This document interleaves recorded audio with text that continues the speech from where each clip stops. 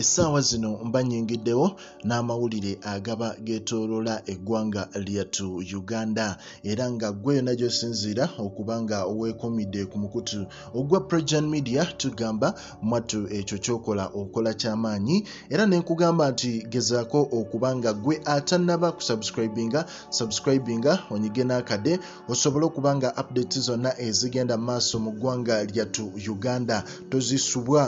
Yes, olunaku olwaleero essaawa zino zennyini waliwo ekibwatuka oba giyite explosion ebadde side zawali EMBARARA era nga kyaddaaki abantu babiri bafiiriddewo mu kubwatuka kuno okubadde wali EMBARARA mu kafo akamanyiddwa nga KIZUNGU.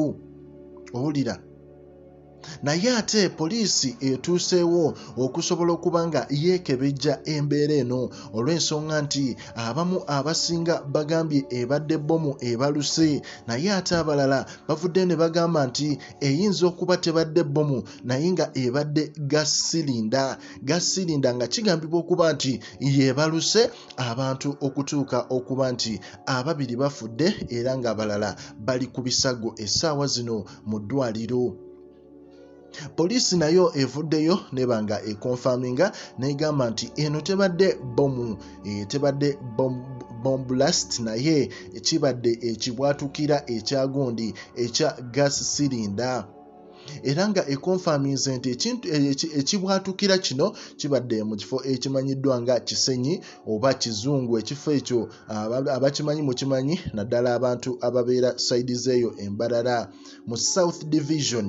Era mu mbeera eyo abantu abafudde ffe tugamba bugambi may their souls rest in peace. Netugamba nti bonna abakoseddwa Mukama agezeeko kubanga abawonya mu bunnambiro naye ng'ate abantu beeraliikirivu olw'ensonga nti obunkenke bukyali bungi sayidi zaawo.